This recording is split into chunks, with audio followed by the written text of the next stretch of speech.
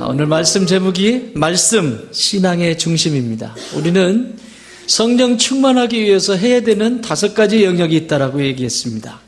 많이 있겠습니다만은 여러분을 돌보는 청지기로서 여러분을 안내하는 주의 종으로서 기도하면서 5가지 영역을 생각해 보았습니다. 성령 충만한 길. 첫 번째, 무슨 맛을 알아라?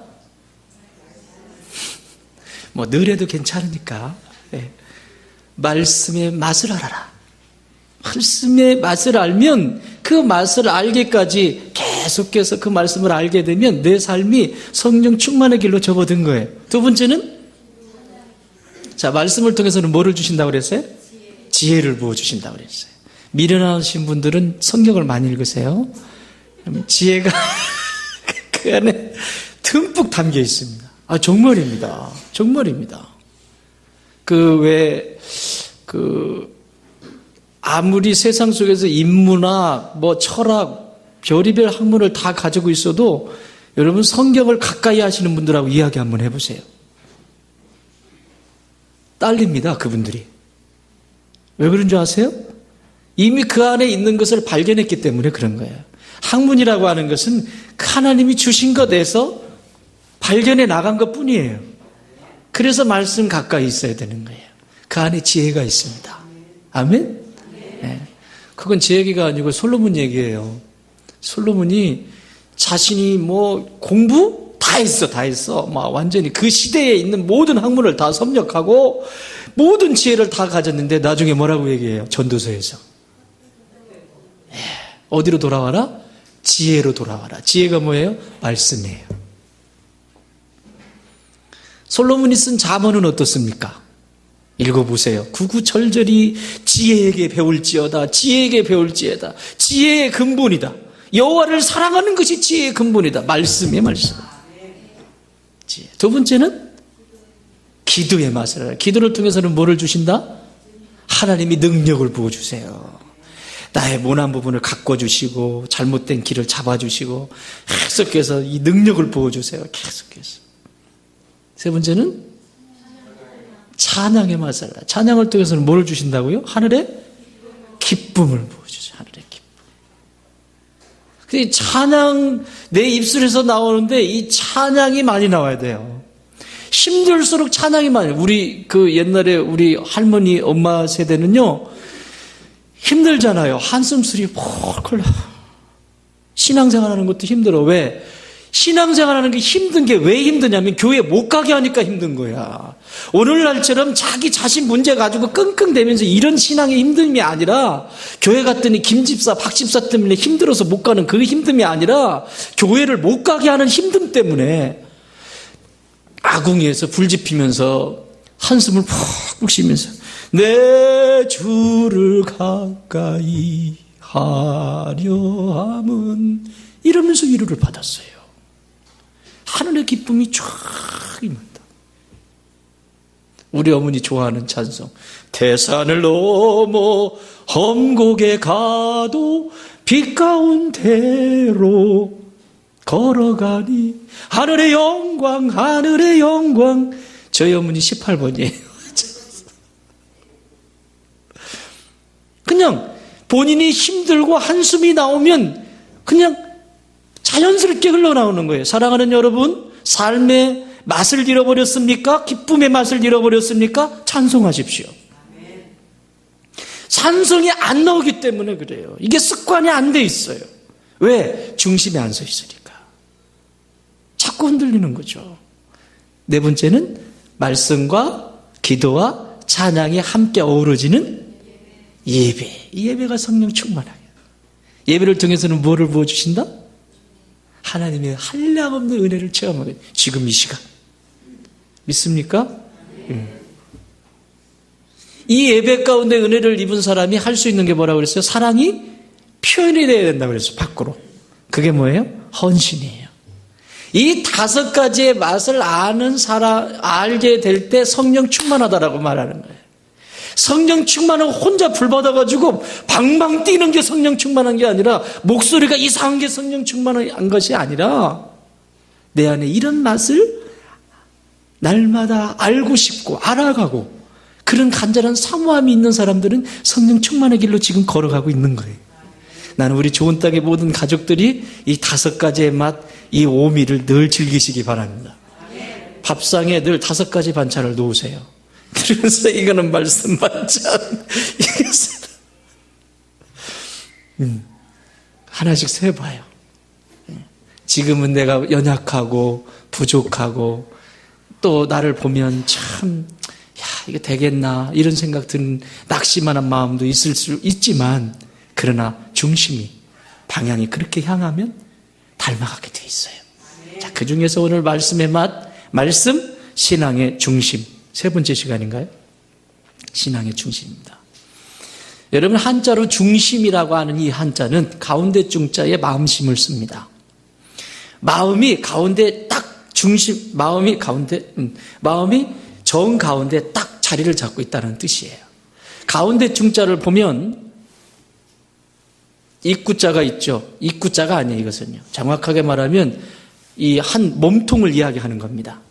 몸통의 가운데를 정확하게 통과한다는 뜻입니다. 우리 한의사님 저기 계신데 또 잘난 척 해야 될 것 같은데, 제가 옛날에 침수를 배울 때 어머니 때문에 침수를 배웠어요. 한 2년 대학원에서 공부하면서 짬짬이 내서 그 1시간 일주일에 꼭 선생님 찾아가서 침수를 배웠어요. 말 잘 들으세요. 제가 말 많은 분들은 침 한 방이면 가. 말 못하게 하는 방법이 있어. 그때 가르쳤어, 그 선생님이. 교인들 중에 말 많은 사람이 있어. 여기다가 놔라. 그러면 말 떠들다가 헉 이렇게 된대. 있지.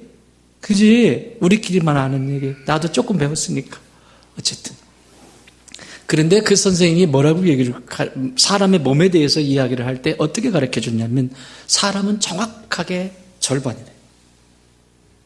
좌우 대칭 딱. 그래서 여러분 보면 이 중간 가운데를 타고 라인이가 있습니다. 아시죠? 라인이가 있어요. 등 척추를 타고 라인이가 있고, 정확하게 절반이에요. 그런데 이 절반인데 왼쪽과 오른쪽에 있을 때 얘네 둘이서, 왼쪽의 신체, 몸과 오른쪽의 몸이 서로 사이좋게 균형 있게 적당하게 잘 당기면 몸이 건강한 상태예요. 그런데 몸이 왼쪽이든 오른쪽이든 한쪽이 하기 싫어. 나 지쳤어. 힘들어. 난 너 따라서 안 할 거야. 나는 내 멋대로 할 거야. 그래서 왼쪽에 있는 몸이 자기 역할을 하지 않고 놓아버리면 어떻게 되죠? 입이? 서로가 땡겨주기 때문에 지금 여러분 이렇게 이쁜 거예요, 지금. 아시죠? 지금 서로가 제 역할을 해주기 때문에 이렇게 이쁜 거예요. 그런데 이 몸이든 양쪽 정반대에서 한쪽에 힘을 놓아버리면 입이 돌아가요. 이쪽이 힘을 잃어버려요. 당겼던 걸 놓아버리니까 입이 돌아가요. 그걸 뭐라 그래? 구아나사라고 하죠. 그래서 사람은 정중앙을 중심으로 해서 양쪽에 균형성 있게 적당한 힘을 당기면서 살아가는 존재다. 이런 얘기를 했어요. 가운데 중자는 중심이라고 할 때 이 중은 바로 그런 거예요. 참 저 사람 중심이 있어. 저 사람 좌로나 우로나 치우치지 않아. 자기 고집이 아니라 뭔가 중심이 있이 자신의 철학을 가지고 살아가는 사람이 있고, 어떤 사람은 철새처럼 따라잡는 사람이 있다고요. 그렇죠? 그러면 방황하게 돼 있어요. 철새처럼 따라다니면 인생이 허비되게 돼 있어요. 자, 그런데 중심은 중심인데 뭐의 중심? 신앙의 중심. 여러분, 설교 제목 안에 뜻이 다 있잖아요. 설교가 다 있고. 신앙의 중심이에요. 신앙은 뭡니까? 신앙. 내가 그냥 가지고 있는 신념이 신앙인가요? 나는 이렇게 예수를 믿을 거야. 예수 믿는 건 이런 거야 하면서 가지고 있는 게 신앙일까요? 아니에요. 신자가 무슨 신자죠? 믿을 신자죠? 믿을 신자인데 말씀은 좌변에 사람인 자가 있어요. 그래서 말씀은 다시 말하면 서로 두 사람, 너와 내가 함께 합의한 말이 있다는 얘기예요. 그게 신뢰예요. 그게 믿을 신이에요. 다시 말하면 우리가 신앙이라고 할 때 앙자는 악모하다는 게 악모. 막 바라보고 간절히 사모하고 그걸 담고 싶고 이런 거예요. 그걸 왜 담냐? 무엇을 근거해서? 말씀. 하나님의 말씀은 변함이 없어요. 하나님의 말씀은 내가 이해되어지지 않는다고, 내 판단이, 내 생각의 경험이 안 되어진다라고 해서 이 말씀이 변하는 게 아니에요. 이 말씀은 그대로 있는 거예요. 내가 단지 이해하지 못할 뿐이고 내가 단지 체험하지 못할 뿐이지 말씀은 말씀 진리로서 거기 있는 거예요. 신앙이라고 하는 것은 하나님의 절대적인 말씀을 신뢰하는 걸 신앙이라고 그래요. 내 감정에 의해서 움직이는 게 신앙 아니에요. 그래서 이 신앙은 내 생각이나 내 감정이나 내 삶에 의해서 지배받는 것이 아니라 말씀이 중심이 축이 딱 되어서 이 말씀이 터가 딱 되어서 아무리 힘든 상황이 되어도 이 축이 흔들리지 않아요. 그런 사람이 인생이 흔들리지 않습니다. 여러분 오뚜기 아세요? 오뚜기? 저 초등학교 때 우리 선생님이 오뚜기 만드는 법을 가르치고 지금도 안 잃어버려. 제가 거꾸로 붙여놓은 거야 이걸. 이걸 제대로 만들었는데 나중에 보다가 앞뒤를 안 보고 그냥 밑에 붙였는데 이걸 안에다가 꾸역꾸역 넣어가지고 붙여놔서 뜯지도 못해. 다시 만들어야 돼. 그래가지고요 제 오뚜기는, 다른 애들은 오뚜기는요 판듯하게 이렇게 여기에 줄을 달았으니까 던지면 딱 서, 던지면 딱 서. 근데 제 거는요 물구나무 서. 던지면 물구나무 서, 던지면 물구나무 서. 어느 목사님이 저한테 필요한 자료가 있어서 명함 좀 보내주세요 그랬더니 사진을 찍어가지고 보냈는데 거꾸로 이렇게 나온 거야. 여러분이 거꾸로 나와서. 그러면서 밑에다가 목사님 죄송해요 내가 거꾸로 보냈네요 그랬어요. 그래서 제가 답을 뭐라고 드릴게? 뭐라고 보낼게? 물구나무 서서 보면 돼요. 제 오뚜기는 항상 물구나무 서는 거예요. 왜 그래요? 중심이 머리가 있으니까. 아무리 변질돼도 아무리 던지고 막 해도 언제나 물구나무 서 있어요. 거기에 중심이 있기 때문에 그래요. 성도는 말씀이 중심이 되어야 돼요. 말씀의 중심의 터 위에 딱 서 있지 않으면 상황이 바뀌고 삶의 자리에 어려움이 찾아오고 여러 가지 상황들이 벌어질 때 말씀이 아니라 상황을 붙잡습니다. 그러면 그 삶이 어떻겠어요? 안정적일까요? 계속 쫓기는 삶입니다. 세상이 나를 지배해버려요. 내가 세상을 지배하라고, 너희는 세상을 다스리고 정복하라라고 분명히 말씀하셨는데 세상이 나를 지배하고 세상이 나를 정복해요.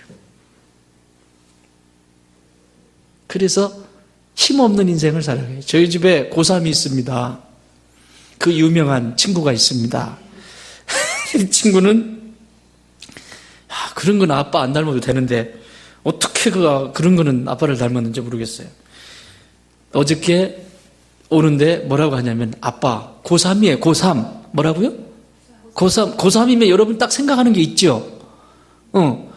딱 오면서 뭐라고 얘기하냐면 아빠 고3은 참 놀기에 좋은 학년이에요.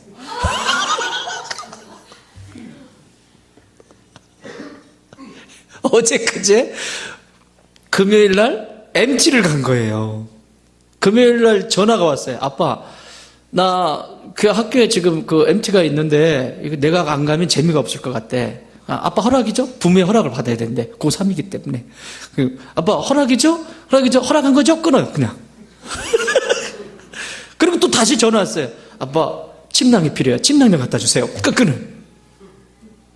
입 다물라는 거죠. 그래서 침낭 갖다 줬어요. 1박 2일 갔다 온 거예요. 눈이 뻘게 가지고 얼마나 비비고 놀았는지 그냥 아주 이래요. 그러면서 하는 말 고3은 놀기에 좋은 학년이에요. 그 다음이 중요해요. 그 다음에 뭐라고 하냐면 내가 이 하루를 놀기 위해서 시간 관리를 철저하게 한 거예요. 이걸 뭐라고 하냐면 자신을 위해서 상을 주는 거예요. 굉장히 건강한 거예요. 이런 건 좋은 거예요. 여러분들이 뭔가 바쁘게 분주하게 움직이는 것만 좋은 게 아니에요. 내가 뭔가 프로젝트가 있어서 그것을 향해서, 그게 하나님의 일, 또 여러 가지 사역들, 그리고 내 삶의 자리에서 있는 여러 가지 일들이 있을 때 그 일을 마칠 때, 이것이 마쳐질 때 내가 나에게 누가 상 안 주잖아. 나에게 상을 주는 거예요. 내가 이 일을 마치면 내가 하루는 이렇게 하리라. 이건 건강한 겁니다. 무조건 가는 것이 중요한 게 아니에요. 하나님 그렇게 창조하지 않으셨어요. 그럴 때 창조적인 것이 올라오게 돼 있습니다. 새로운 것이 올라오게 돼 있다고요. 여러분 자녀들에게 물론 너무 놀아서 탈이지만 좀 스스로 상을 주는 법을 가르치세요. 왜 했니 안 했니, 이거 할 거니 안 할 거니, 그렇게 똑바로 했니 안 했니, 그러면 이건 수동적으로 돼요. 늘 수동적인 태도로 바뀝니다. 상을 주는. 제가 왜 이런 얘기를 했지? 근데 중요한 얘기를 하려고 그랬는데,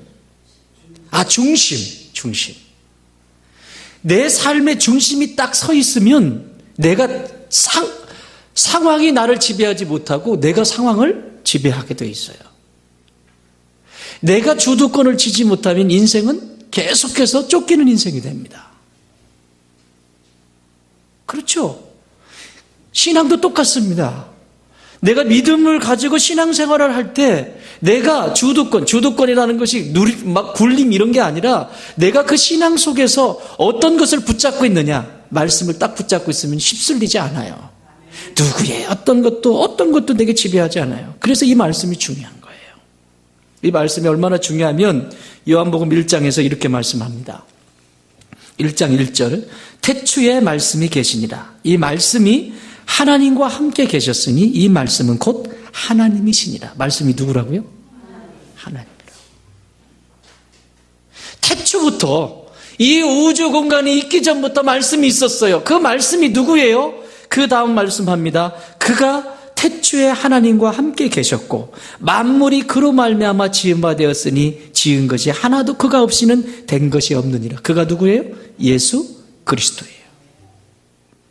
이미 예수님은 이 창조되기 전에 이미 태초부터 계셨던 분이라고. 2000년 전에 오셨을 분이에요.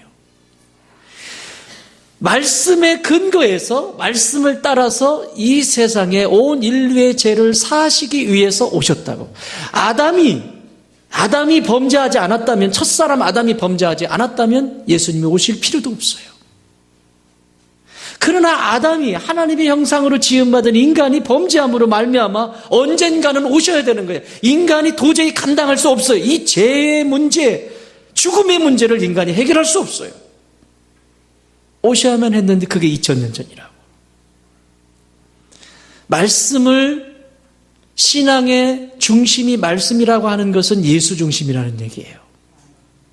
그 말씀 속에서 그 말씀을 따라서 순종해 가는 거예요. 자, 이렇게 내 중심이, 신앙의 중심이 말씀 가운데 있는 사람들에게 오는 유익이 있어요. 2절, 3절 같이 읽겠습니다. 2절, 3절 같이 읽겠습니다. 시작. 내 하나님 여호와께서 이 40년 동안에 내가 광야길을 걷게 하신 것을 기억하라. 이는 너를 낮추시며 너를 시험하사 내 마음이 어떠한지 그 명령을 지키는지 지키지 아니하는지 알려 하심이라. 너를 낮추시며 너를 줄이게 하시며 또 너로 알지 못하며 내 조상들도 알지 못하던 만나를 내게 먹이신 것은 사람이 떡으로만 사는 것이 아니요 여호와의 입에서 나오는 모든 말씀으로 사는 줄을 내가 알게 하려 하십니다. 아멘. 이 신명기라고 하는 뜻은 신명, 신자가 다시 신자예요. 다시 명한다 이런 뜻이에요. 신명나서 쓴 책이 아니고 다시 명한다 이런 뜻이에요. 다시, 이건 하나님이 준비하신 가나안 땅은 천국을 상징하거든요. 가나안 땅에 들어가기 전에 광야 40년을 이스라엘 백성들이 돌고 이제 바로 앞에 여기서 산에서 보여요. 보이는데 그 같이 백성들을 모아놓고 거기서 다시 율법을 가르쳐요, 모세가. 모세는 들어간다, 못 들어간다? 못 들어가요. 1세대는 광야에서 불순종함으로 다 죽었습니다. 그리고 2사람만 남았습니다. 갈렙과 여호수아. 그리고 나머지는 2세대입니다. 광야에서 태어난 사람들. 광야에서 태어났기 때문에 하나님에 대해서 잘 모르겠죠. 그리고 가나안 땅에 들어가면 배운 것이 그렇게 많지 않아요. 그래서 다시 율법을 가르치는 거예요. 하나님의 말씀을 다시 가르치는 거예요. 가르치는데 너희가 저 가나안 땅에 들어가면 지금 이 광야에서 사는 삶의 방식과는 전혀 다르다. 광야에서는 하나님이 먹고 싶다 그러면 만나를 아침마다 나가보면 만나가 싹 소복히 쌓여있지. 고기 먹고 싶다 하면 메추라기 딱 날아가다가 메추라기 딱 날아갈 때, 야, 메추라기 이스라엘의 진영으로 떨어져야지? 그러면 메추라기가 딱 날아가다, 네? 그리고 거기서 떨어져. 그래서 털 뽑아서 구워가지고 그거 고기 막 입에서 고기 냄새 날 정도로 먹게 하시고. 또, 낮에는 뜨거워요. 이 광야가 굉장히 뜨겁거든요. 인생 자체가 뜨겁잖아요? 뜨거운데, 낮에는 구름으로 쫙 펼쳐주셔. 그늘을 만들어줘, 그늘막. 광야는요, 그늘만 들어가면 시원합니다. 덥지 않아요. 살아나는 거죠. 그리고 저녁이 되면요, 추워요. 급격히 온도가 떨어져요. 영하가 아니어도 동사합니다. 시내산에 올라가다 보면 중턱에 호텔에 잠시 머무는데 우리가 생각하는 호텔이 아니에요. 여인숙도 안 돼요. 거기 잠깐 머무는데 반드시 이불을 꽁꽁 싸매고 이러고 자야 됩니다. 왜? 처음에는 덥지만 밤에 되면서 점점 온도가 떨어져요. 동사합니다. 그래서 예수님이 외투를 전당물로 잡았으면 저녁에는 꼭 주라고 하잖아요. 왜? 그 사람 죽으니까. 외투라고 하는 것은 이불 대용이거든요. 동사하니까. 저녁에는 이게 추우니까 쫙 불기둥으로 딱 펼쳐가지고 최고의 온열 효과 딱. 온열이 밖으로 노출되지 않아요. 최초의 원적외선 쫙 이렇게 딱 해서 따뜻하게 이들을 훈훈하게. 하나님의 사랑이죠. 그렇게 해주셨어요. 이게 뭐예요? 하나님의 은혜야. 내 신앙의 중심이 말씀 가운데 선다고 하는 것은 이 광야길을 살아가면서 우리가 인생을 살아갈 때 이 광야길을 살아가면서 하나님의 은혜를 체험하는 과정이에요. 우리에게 주시는 유익, 은혜를 체험하게 하세요. 내가 한 것이다. 하나님이 하신 것이다. 하나님이 하신 것이다. 모든 것이 하나님이 하신 것이다. 하나님께서 이렇게 해주신 것이다. 이게 은혜 입은 자의 입술입니다. 고백입니다. 근데 이게 되지 않으면 어떤 일이냐면 은혜를 받으면 은혜의 향기가 있어요. 그래서 고린도후서 2장에 보면 그리스도인들의 향기가 있다고 그러죠. 그리스도는 그리스도의 냄새가 있대. 사망은 사망이 이르게 하는 냄새가 있대. 이 향기가 얼마나 중요하면 우리 교회에 향기자매를 보냈겠어요. 향기자매 누군지 모르지? 저 뒤에 향기자매 있어요. 최향기. 누군지 모르는구나. 교제 좀 해. 저 가운데 반짝반짝 이렇게 반짝반짝 해봐. 반짝반짝. 저기 이렇게 향기. 예, 향기자. 그리스도는 향기예요. 향기. 은혜를 입으면 은혜의 냄새가 나, 은혜의 향기가 나요. 그래서 이 사람에게는 긍정의 냄새가 나고 위해주고 격려하고 위로하고 세워주고 이런 향기가 막 나온다고. 꽃의 향기가 있듯이. 꽃의 향기가 얼마나 좋습니까, 요즘. 어제는 일부러 저희 큰딸을 데리고 이지야, 너 매화 향을 맡아본 적이 있느냐? 아바마마 맡아본 적이 없사옵나이다. 그러냐? 따라오도록 하여라. 그렇죠. 뒤에 매화. 비가 아직 안 왔기 때문에 오늘 꼭 식사하시면서 쌀거리고 다니지 말고 그거 하나님 주신 선물에 한번 맡아봐. 향이 아주 좋습니다. 그랬더니 뭐라고 하냐면 아빠 이 향을 탁 담아가지고 내 방에 가져갔으면 좋겠대. 이런 이기적인 정말 자연적인 향 아닙니까? 하나님 주신 선물이죠. 이런 향이 나가게 돼 있어요. 은혜의 향이. 은혜의 향. 자꾸. 그런데 반대로 이 은혜가 떨어지잖아요. 자기가 했다라고 생각하고 이 은혜가 떨어져. 이걸 뭐라고 하냐면 공로의식이라고 말합니다. 은혜가 없게 되면 나타나는 현상이 있는데 그 공로의식이 자기 안에 자리를 딱 잡게 됩니다. 내가 했다. 내가 그걸 이렇게 했다. 나니까 그렇게 했지. 내가 나 정도 되니까 그렇게 했지. 그래서 자신의 생각에 옳지 않은 현상이나 이런 것들을 보면 막 분노하게 되죠. 공로의식. 뿐만 아니라 그것으로 끝나는 게 아니라 이 공로의식은 자신이 패배하였다라고 생각이 되어질 때 찾아오는 거예요. 이겨야 돼요. 다 이겨야 돼요. 지고는 못 살아요. 왜 그렇죠? 은혜가 없기 때문에 그래요. 그러면 무슨 향이 나오겠어요? 반대로. 그 은혜의 향이 펄펄 풍겨야 되는데 무슨 냄새 나는지 아시겠죠? 사망의 냄새만 나지 않겠어요? 입만, 이건 입이라고 말하지 않습니다. 주둥이라고 합니다. 그 주둥이를 열면 그냥 사람을 그냥 난도질하고 내팽개치고 그냥 아주 그냥 그래 버린다고. 이건 안 돼. 아니 되옵니다. 지숙권 집사님 어디 갔어? 저기 우리 하늘이가 잘하는 말이야. 우리 하늘이 지숙 집사님 딸이 목사님 그것은 아니 되옵니다. 그건 안 돼. 공로의식이 발동된다는 것은 내가 뭘 했다. 내가 이것을 내가 이걸 했고, 내가 뭐를 하고, 내가 있어서 뭘 하고, 이거는 은혜가 없다는 얘기예요. 은혜가 임하면요, 광야 40년 돌면서 내가 한 게 아무것도 없다.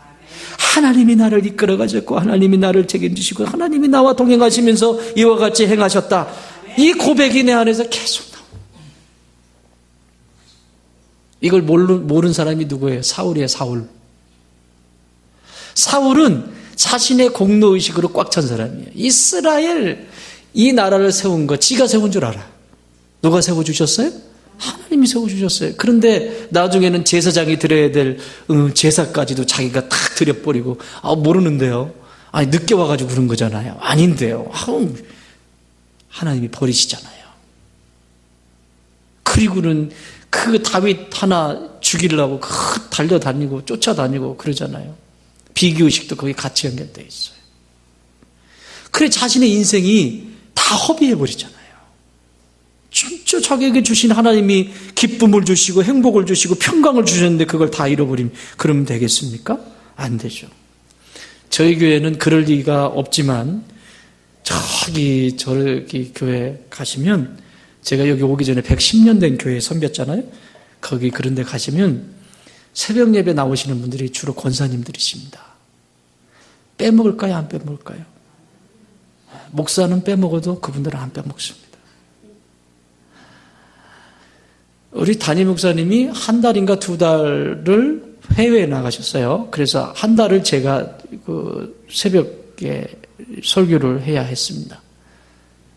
못 갈 수 있잖아요. 한 번인가 빠졌습니다. 거의 처죽일름입니다. 그걸 그냥 가슴에 품고 아이고 얼마나 힘들으셨으면 그랬을까 그러면 되는데 나중에 목사님 돌아오시니까 그거 한 번 빠졌다? 가서 고자질해. 이게 공로의식입니다. 뭐예요? 그 공로의식 속에는 은혜가 없는 거예요. 새벽 예배가 소중하죠. 그것만큼 소중한 게 어디 있어요. 아침에 하나님과 깊은 교제를 누구와 이야기하기 전에 그치? 다른 사람과 이야기하기 전에 하나님과 내가 이야기하는 게 얼마나 큰 복입니까? 아름답잖아요. 그게 나쁜 게 아니잖아요. 그건 너무너무 소중한 것인데 은혜가 떨어지면 은혜의 향기가 나지 않으면 공로의식이 발동된다. 이 공로의식을 사라지게 하려면 어떻게 해야 될까요? 하나밖에 없어요. 십자가 앞에 나가서 내 공로 아니라 누구 공로? 예수 그리스도의 십자가 공로 의지에서 내가 여기 있다. 그거 외에는 없어요. 자기 자랑하고 싶을 때 또 빠질 때 십자가 앞에 있으면 돼요. 자, 두 번째 여기 보십시오. 4절에서 6절 한번 보겠습니다. 4절에서 6절 시작.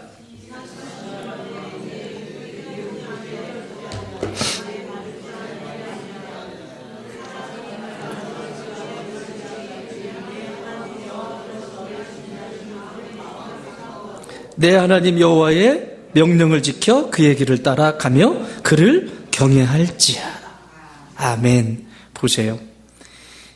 이 40년 동안에 내 의복을 헤어지지 않게 하신 분이 누구예요? 하나님이에요. 또 뭐예요? 발에 부르트지 않게 하신 분이 누구예요? 하나님이에요.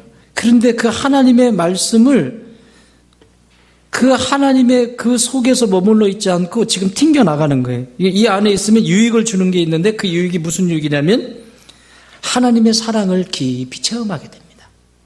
하나님의 사랑을. 그런데 이 하나님의 사랑을 체험하지 못할 때 나오는 현상이 어떤 현상이냐면 흥정의식입니다. 흥정의식. 무슨 의식? 흥정의식. 하나님의 사랑을 체험하지 못할 때 나오는 의식, 움직이는 의식이 흥정의식입니다. 하나님이 이렇게 해주시면 제가 이렇게 할게요. 하나님이 저렇게 하면 제가 할게요. 이건 아주 웃기는 일이에요. 이건. 이 흥정은 굉장히 웃기는.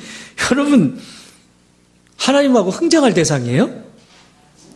내가 하나님 앞에 나를 드리고 나서, 내 전부를 드리고 나서 그리고 움직이는 거죠. 이 흥정의식. 40년 동안 네 의복 헤어지게 했니? 네 발 부르텄니? 누가 있다? 하나님이 하셨다. 그건 내 사랑의 표현이다. 내가 너를 얼마나 사랑했으면 이 종기 날까 뭐 할까? 그냥 이거 구름 딱 펴주고 이거 짝짝 펴주고 먹을 거 주시고 뭐예요? 사랑의 표현이에요. 여러분 자녀들 사랑하면 뭐 해요? 아주 씹어서까지 먹여주고 싶지? 애들 사랑의 표현이라고. 그 사랑을 온전한 사랑으로 받아들이지를 못해요. 여러분이 이 온전한 사랑으로 받아들이지 못하면 그 안에 나타나는 현상이 있는데 그게 두려움이에요. 두려움이 찾아와요. 그래서 자꾸 흥정하려고 그래요. 하나님 이렇게 해주시면 제가 이렇게 할게요. 왜요? 그 속에는 두려움이라는 게 있어요. 이렇게 해주시면 제가 이렇게 할게요. 또 하나는 불신이 그 안에 있습니다. 불신. 하나님을 신뢰하지 않아요. 그래서 자꾸 흥정하려고 그러는 거예요. 당신이 해주시지 않으면 불신, 나는 떠날 수 있습니다. 이 메시지예요. 언제든지 당신이 아니어도 잡을 수 있는 존재가 있다라는 거예요. 여러분 오늘 여기에 다 앉아 계셔서 함께 예배드리고 하나님 앞에 나가잖아요. 그죠? 근데 저기 하이마트에서, 하이마트? 아니야, 어디지? 하나로마트에서 1시간만 줄 딱 서 있으면 1,000,000원 준다. 1시간만 딱 서 있으면. 그래도 여러분들이 여기 다 앉아 계실 거예요. 아멘 안 하지? 1,000,000원 따라갈 거요? 너 어떡하려고 그래? 지가 일한 것도 아니야. 지가 노력한 것도 아닌데 왜 꼼꼼바라고 거기 가서 서 있어? 그렇잖아요. 이 중심이 있어야지. 나처럼 오뚜기 거꾸로 달아놔가지고 맨날 던지면 물고 나면 서 있는 그런 오뚜기 만들 거예요? 던져도 딱 서 있어야지. 아무리 던져놓고 세상에 막 쓰나미가 와도 딱 서 있고 뭘 해? 쓰나미 백날 와봐 오뚜기. 나중에 쓰나미 거쳐지면 또 딱 서 있지. 그렇잖아. 근데 저처럼 엉뚱하게 머리다가 이거 박아놓으면 계속 물고 나면 서 있는 인생이에요. 인생이. 물고 나면 얼마나 힘들겠어, 그거. 막 핏대 서지, 핏대 서지. 그냥 맨날 핏대 선다고 다니는 거야. 막 건드리면 핏대 서가지고 막, 니가! 막 이러고. 그러잖아. 제대로 있어야 얼굴이 편안해지지. 옆에 분 얼굴 보세요, 편안한가?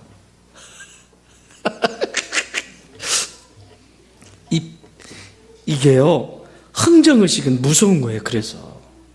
흥정의식이 사라지게 하려면 하나님의 사랑 안에 갇혀 있어야 돼요. 요한 1서 4장 18절에 뭐라고 말씀하세요? 사랑 안에 두려움이 없고 온전한 사랑이 두려움을 내어 쫓나니 두려움에는 이미 형벌이 있습니다. 두려워하는 자는 사랑 안에서 온전히 이루지 못하였느니라. 하나님의 사랑 안에 있을 때 두려움이 사라져요. 아멘? 하나님의 사랑이 어떻게 느껴질 수 있을까요? 어떻게 체험될 수 있을까요? 이렇게 예배 가운데 여러분 소그룹에 목장에서 그리고 성도와 성도가 믿음의 사람들이 서로 교제하면서 하나님의 사랑하심이 그리고 함께하며 그 안에 사랑을 느끼게 돼 있어요. 혼자 멀쩡함 가만히 있는데 사랑을 한번 느끼게 해주세요 하나님. 뭘 느껴? 사람은 관계 속에 이루어지게 돼 있어요. 힘들어도 관계하면서 갈등을 그 속에서 함께 겪어내면서 새롭게 쓰고 또 일어서고 그렇게 움직여 가는 거예요. 불신도 마찬가지죠. 불신도 사랑 안에 있을 때 움직여 가요. 자, 여러분, 흥정을 하시려면 이렇게 흥정하셔야 돼요. 내 신앙의 중심이 말씀 안에 딱 서 있을 때 흥정하세요. 소개해드릴까요, 이분? 다니엘. 내 신앙의 중심이 오뚜기처럼 딱 반듯하게 서 있어요. 말씀 안에. 율법 안에 내가 딱 서 있을 때 이건 흥정할 가치가 있어. 왜? 말씀이 중심이니까. 자, 다니엘 포로로 갔습니다. 바벨론의 포로로. 그런데 유지가 됐죠. 그 아주 높은 위치에 있게 됩니다. 똑똑하니까. 하나님이 기름을 부어주셨으니까. 그런데 무슨 일이 있게 되냐면 다리오 왕을 속여서 주변에 있는 측근들이 이 바벨론의 신에게 기도하지 않고 엉뚱한 데 기도하는 사람들은 다 죽입시다. 그것은 왕에 대한 능멸입니다. 그러므로 죽입시다. 그래서 왕이 그 얘기를 듣고 이 나라에 그런 녀석들이 있냐고 그러면서 다리오가 직인을 딱 찍었어요. 어인을 찍었어요. 자, 왕이 어인을 찍었다고 하는 것은 이제 돌이킬 수 없는 거예요. 왕도 어떻게 할 수 없어요. 한번 찍은 거는. 이건 효력을 발휘하게 돼 있어요.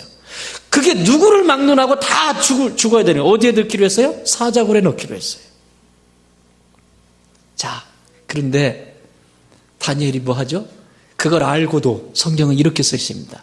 그 사실을 알고도 다니엘의 거룩한 습관은 뭐냐? 성전을 향해서 하루에 3번씩 지금 내 나라가 멸망했어요. 지금 예루살렘이. 그러나 성전이 저기 있어요. 그 성전은 하나님이 계신 곳이에요. 삶의 중심이고 신앙의 중심이고 그 중심이 지성소가 있는 곳이에요. 그러니까 하루에 3번씩 어김없이 그 성전을 향해서 이렇게 기도. 3번씩. 여러분들도 우리 좋은 땅에 있는 가족들도 일주일 동안 하루에 3번씩 다 기도하신 분인 줄 저는 믿습니다. 아멘 소리가 왜 이렇게 작지? 왜냐하면 그게 중심이기 때문에 그래요. 여러분이 마음을 가지고 있는 만큼 사랑하게 돼 있어요. 내 중심 속에서 멀리 가 있으면 그만큼 멀어지는 거예요. 다니엘은 3번 그렇게 어김없이 기도합니다. 알고도. 그걸 받지 않겠어요? 이간질하는 사람들이. 그래서 잡아왔어요. 잡아왔는데 누구야? 다리오 왕이 아끼고 사랑하는 다니엘이에요. 같이 다시기 때문에. 다리오 왕이 너무너무 아끼는 다니엘이에요. 어떻게 할 수 있다 없다? 없어요. 다니엘이 붙잡혔어요. 그래서 이제 잡힌 그 모습을 보고 다리오 왕은 밤잠을 자지 못합니다. 내가 왜 그걸 도장을 찍었지? 내가 좀 더 알아보고 찍을 걸. 귀한 사람 잃어버리게 생겼다. 그러면서 막.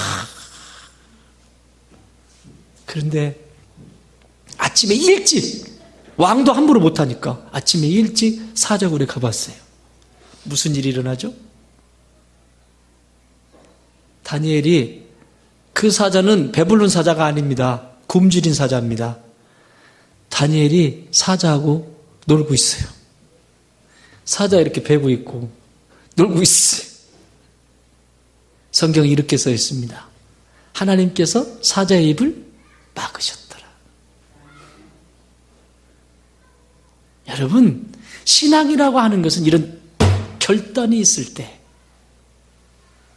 좌로나 좌측에서 바람이 불면 좌측으로 쏠리고 우측에서 바람이 불면 우측으로 쏠리는 게 신앙이 아니라 신앙의 중심에 내가 서 있다라고 하는 것은 말씀에 근거해서 하나님이 그렇게 하시겠다고 하면 그리 아니하실지라도 내가 여기서 죽을지라도 내가 사자의 밥이 될지라도 흥정하지 않고 그 사랑 때문에 붙들고 그 자리에 묵묵히 걸어가는 것, 그게 십자가입니다. 예수님이 만약에 흥정하셨다면 저와 여러분 구원 없어요. 아세요? 사랑하기 때문에, 날 사랑하기 때문에. 마지막은 여기 나와 있습니다. 7절부터 같이 보겠습니다. 7절부터 시작.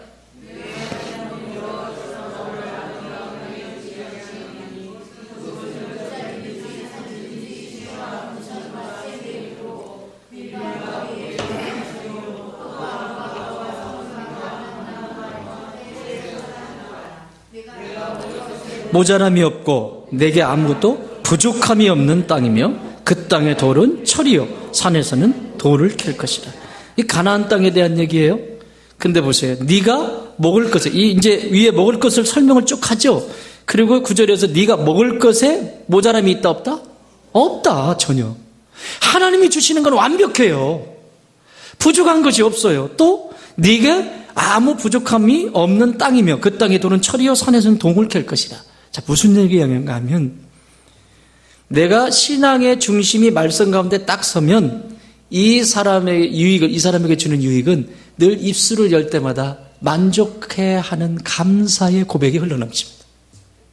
감사. 여러분 이 한 주간 동안 얼마나 감사하셨나요? 내가 감사한 만큼 지금 내 신앙이 흔들리지 않고 그 중심에 서서 말씀대로 살아가고 있는 거예요. 내 입술에 감사가 없게 된다. 감사가 사라진다. 여러분 잘 체크해 보세요. 내 입술에 감사가 많은 사람은 이것과 상관이 없어. 그러나 감사가 줄어들어. 이것도 없고 저것도 없고 이때잖아. 하나님은 전혀 모자람도 없고 부족함도 없대잖아요. 그 말씀 안에 율법을 따라 살아가는 인생이 없대잖아요. 다 부족함이 없고 모자람이 없대잖아요. 그런데 부족하다라고 생각을 하죠. 감사가 사라져요. 그러면 이 안에서 움직이는 작동된 의식이 있는데 비교의식입니다. 끊임없이 비교합니다. 쟤는 포도 가졌어.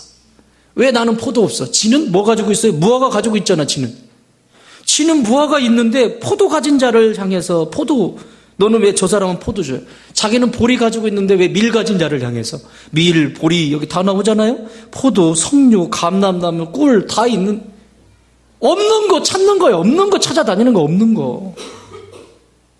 자기에게 없는 거 찾아다니고 없는 거 인정하면 되잖아요. 내게 이게 없다고, 내게 이게 부족하잖아요. 그래서 당신이 필요하잖아요. 내게 이게 부족하기 때문에 당신이 있어야 되잖아요. 그러면 될걸.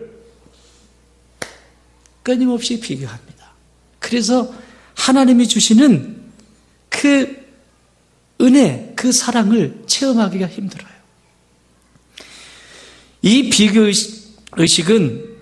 비교는 은혜를 잃어버리고 감사를 잃어버리고 만족하지 못할 때 찾아오는 복병과 같아요. 그리고 이 비교는 결국 영혼을 사망의 길로 인도하게 됩니다. 사울. 다윗과 끊임없는 비교의식이 그는 결국 사망의 자리에 이르게 됩니다. 이스라엘의 초대 왕이 부족한가요? 하나님이 이스라엘의 첫 번째 왕으로 세워주신 게 그렇게 부족하냐고. 자신에게 무엇이 부족해서 아직도 힘이 연약하고 보잘것없는 저 다윗을 향해서 그렇게 경계를 하고 비교하고 계속해서 그를 죽이기 위해서 군사들을 동원하고 그 한 사람 잡겠다고 백성들을 괴롭히고, 이 비교의식은요 주변의 사람들을 아주 달달달달 볶습니다.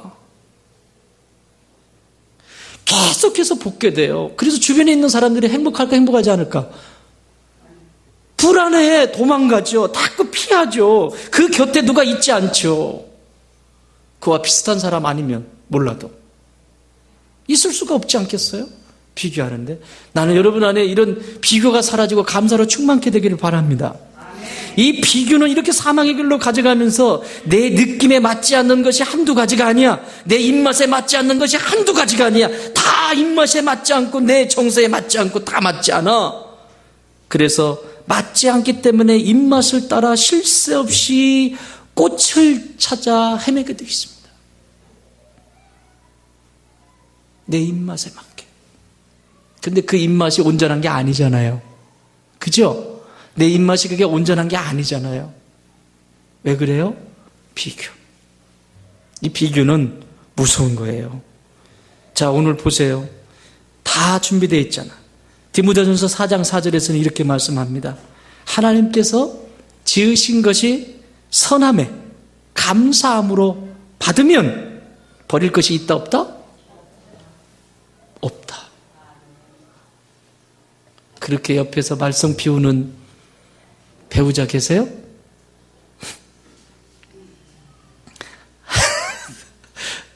막 한숨 소리가 여기저기서 나오는데 여기 뭔 얘기인지 모르겠. 그렇게 말썽 피우는 자녀가 있어요? 아니면 내가 나를 불편하게 하는 뭐가 있어요? 여러분, 이 세상에 벌레도, 하찮은 벌레도, 저 미물도 필요한 것이 없어요. 다 필요해요. 거기에 맞게 필요해요. 바퀴벌레요? 없어봐요. 어떤 일이 일어나나. 뭐 바퀴벌레, 어머, 바퀴벌레, 딱 이러시던데. 바퀴벌레 필요해요. 내가 혐오감을 느껴서 그렇지. 이 세상에 필요하지 않은 게 없어요. 내가 필요하지 않다라고 생각을 하는 거죠. 다 필요하게 하나님이 지으셨어요. 필요하니까 만나게 하시고, 필요하니까 그 가운데 함께하게 하시고. 사랑하는 여러분, 옆에 분에게 인사해요. 당신 계셔서 감사합니다. 당신 계셔서 감사합니다. 아멘. 정말입니다. 말씀을 정리합니다. 여러분, 이 감사가 없으면 비교의식이 찾아와요. 그때마다 여러분 입술에 찬양이 있기를 바랍니다. 감사 찬양이. 날 구원하신 주 감사, 모든 것 주신 감사, 지난 추억이 내 감사. 뭐지? 주 내 곁에 계시네. 다 감사. 그지? 나는 이게, 참, 우리 믿음의 선진들이, 우리 어머니 이때의 이 신앙의 이런 모습들을 여러분 좀 막 책을 통해서 배우든지 좀 배우세요, 이런 건요. 그분들요, 한숨소리 나오면 이렇게 하셨어요, 다. 한숨소리 나고 막 가슴이 답답하면 찬양하셨어요. 대산을 넘어 험곡에 가도 빛 가운데로 걸어가니 내 주를 가까이 하려. 이게 견디게 하는 힘이었다고 다. 오늘 나는 조금 힘들면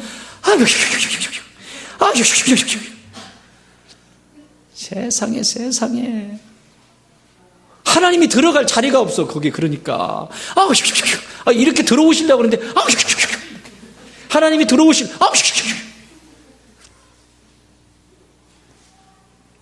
하나님으로 하여금 여러분 안에 들어오셔서 일하실 수 있게 하십시오. 하나님께서 내 삶에 개입하셔서 나를 다스리시고 통치하게 하십시오. 말씀을 통해 신앙의 중심에 서면 삶이 흔들리지 않습니다. 은혜가 가득하면 공의의식이 사라지고, 감사로 가득하면 비교의식이 사라지고, 사랑이 가득하면 내 안에 흥정의식이 사라지게 됩니다. 오늘 여러분의 신앙의 중심에는 무엇이 있습니까? 내 자신이 그 자리를 차지하고 있습니까? 아니면 나를 구원하신 예수 그리스도, 그 십자가가 내 삶의 주인이십니까? 내 삶을 어디에 맡기느냐에 따라서 내 인생은 달라지게 되어 있습니다. 기도합시다.